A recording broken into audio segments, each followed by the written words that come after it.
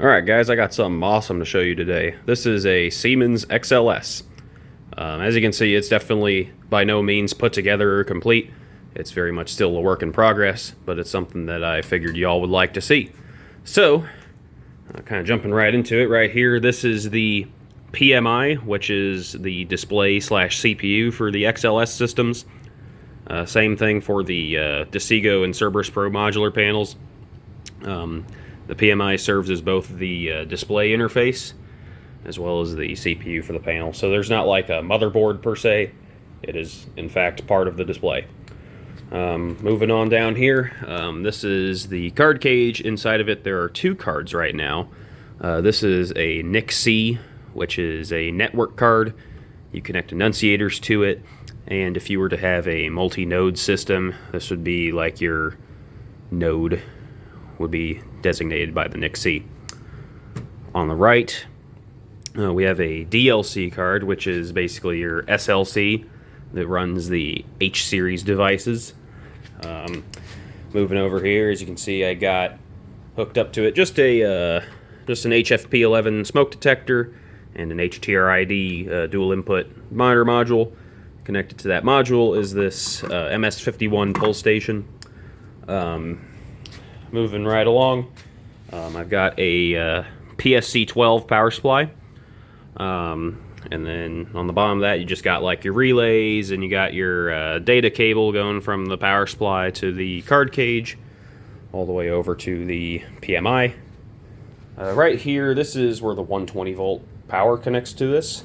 It then has a little harness that goes into the power supply. Up top here, my solution for NACs right now is to use a Pad 3 board, and that is connected to be tricked by taking the aux power from the pad panel, running it through the general alarm relay on the PSC12, and it just runs back into the main input. And connected to this, I have just a Siemens ZR remote strobe. So, I'd say let's go ahead and pull this thing and see this thing in action. I'll kind of try to get everything in view here as it happens, but here we go.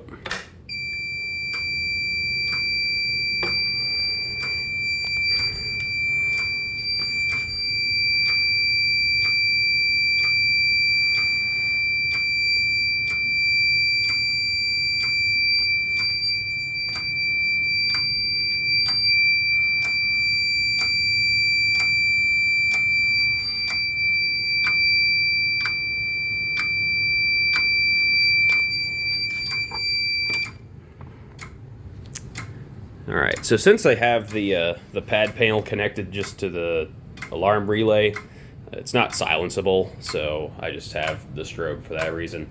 Otherwise, I'd probably just do a horn strobe because those are more fun. But, let's go ahead and reset the pull station.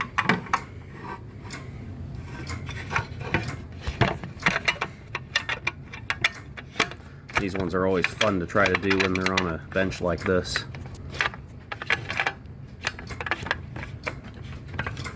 Set the camera down.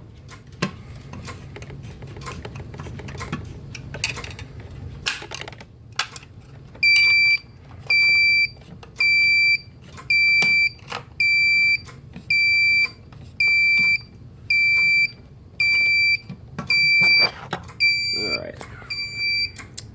So when I reset the pull station, first thing I notice is that there's two alarms that come in for whatever reason. I don't know why it does that, but we'll scroll over to the troubles, and we can acknowledge the troubles, and we can see we get a trouble called an input source malfunction, which is Siemens terminology for there's no resistors on this module. So now that we've acknowledged and silenced the audibles, we can reset, and the pad panel shuts off, and our troubles start rolling in.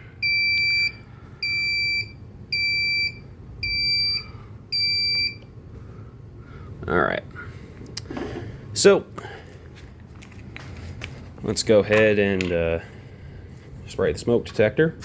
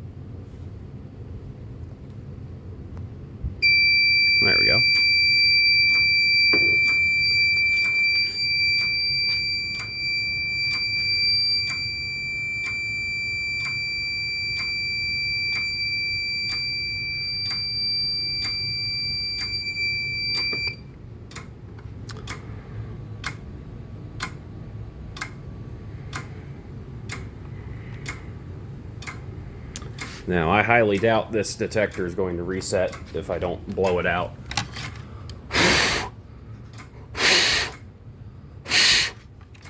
And even then, it might still reactivate and kind of get stuck. But as you can see, the LED is blinking red, meaning that it is activated. So, let's go ahead and try to reset. Yeah.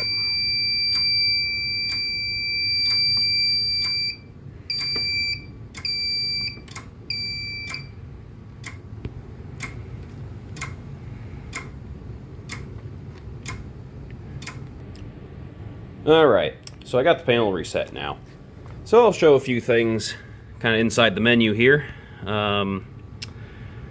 Most people haven't actually seen inside of this before, so to get to the menu of these panels, you click the menu button, which is just up here in the top right corner. And let's, for example, look at sensitivities. So you would click at Report.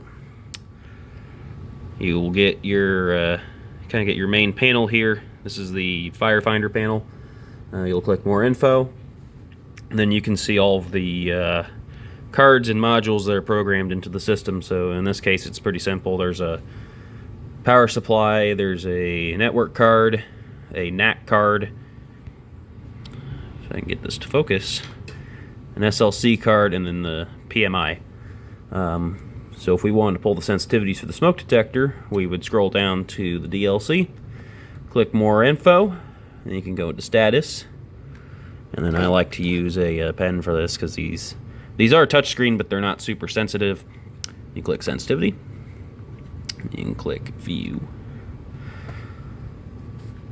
And it'll give me the sensitivity for the one detector I've got connected there. And it reads 1.9. So, you know, this is just kind of how you would scroll through the menu on one of these things. There's a lot you can do on this. I could be here all day explaining what a lot of this stuff does, and I don't even know what a lot of it is for, if I'm totally honest. But we will back out. You can go to Alert, and this is how you get back to your main display with your troubles and everything. So, all in all, a very cool system. A system that does not get a whole lot of love here on YouTube. So, with that said, this is definitely still a work in progress, and I do plan to make more videos on this as this system starts to come together. But for now, this is just kind of what I've done so far. So thank you all for watching. Be sure to like, comment, and subscribe, and I will see you in the next video. Have a good day.